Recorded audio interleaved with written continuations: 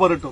അധികം ആൾക്കാർ എങ്ങനെ വാരിട വെച്ചാല് 3 പിടി മണ്ണെടുക്കും. ഒരു പിടി മണ്ണെടുത്തിട്ട് അല്ലാഹുമ്മ സബ്ബിത്തുഹു ഇൻദ സുഹാൽ, അല്ലാഹുമ്മ അൽഹിൽമുൽ ജവാബ്, അല്ലാഹുമ്മ ജാഫിൽ ഖബർ അൻജംബൈഹ എന്ന് പറഞ്ഞിട്ടാണ് അധിക സ്ഥലത്തും അധിക ആളുകൾ നമ്മൾ കാണുന്നോണ്ട് പറയാണ് 3 പിടി മണ്ണ് വാരിടല്. അപ്പൊ ഈ 3 പിടി മണ്ണ് വാരിടുന്ന സമയത്ത് അതെല്ലാം ചെല്ലല്.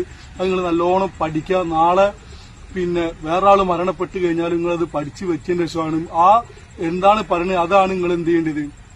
3 പിടി മണ്ണ് വാരിടുന്ന സമയത്ത് ചെല്ലേണ്ടത്. അത് ചെല്ലുമ്പോഴേ അതിന്റെ സുന്നത്ത് കിട്ടുള്ളൂ. അതെന്താന്നുള്ള നിങ്ങൾ നല്ല മനസ്സിലാക്കിക്കോളി. നാളെ എനിക്കും എന്റെ അവസ്ഥ ഇതന്നെയാണ്. ഈ മരണപ്പെട്ടു പോയ അതേ ആള് ഇന്നലെ മുതൽ ജീവിച്ചിട്ടുള്ള ആളാണ്. ഇന്നിപ്പോ മരണപ്പെട്ടു പോയി, കുറച്ചു നേരം മരണപ്പെട്ടിട്ടുള്ളൂ. അപ്പൊ അയാളെ അവസ്ഥ നാളെ എനിക്കും വരും, എല്ലാവർക്കും വരാനുള്ളതാണെന്ന് നിങ്ങളൊന്ന് മനസ്സിലാക്കുക. അപ്പൊ ഈ 3 പിടി മണ്ണ് വാരിടുന്ന സമയത്ത് ചെല്ലേണ്ടത് എന്താണെന്ന് വെച്ചാൽ 2 കൈകളെ കൊണ്ട് എന്ത് ചെയ്യണം, മണ്ണ് ഇതിലേക്ക് വാരിടണം. അല്ലാതെ ചില ആൾക്കാർ കാണും ഒരു കൈ കൊണ്ട് ഇങ്ങനെ വാരിടണം. അല്ല, 2 കൈകളെ കൊണ്ട് എന്ത് ചെയ്യണം, വാരിടാനാ പറഞ്ഞത്.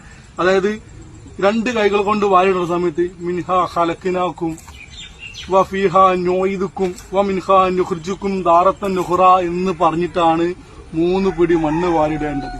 അപ്പൊ നിങ്ങൾ നല്ലോണം മനസ്സിലാക്കുക, പഠിച്ചു വെക്കുക. കാരണം മരണം ഞാൻ പറഞ്ഞ് പേടിപ്പിക്കില്ല. ചില ആൾക്കാർ പറയും നിങ്ങൾ എന്തിനാ അതൊക്കെ പറയുന്നത്, കാരണം നമ്മൾ കാണുന്നോണ്ട് പറയാണ്. അപ്പൊ നിങ്ങൾ എന്ത് ചെയ്യുക, അത് പഠിച്ചു വെക്കുക.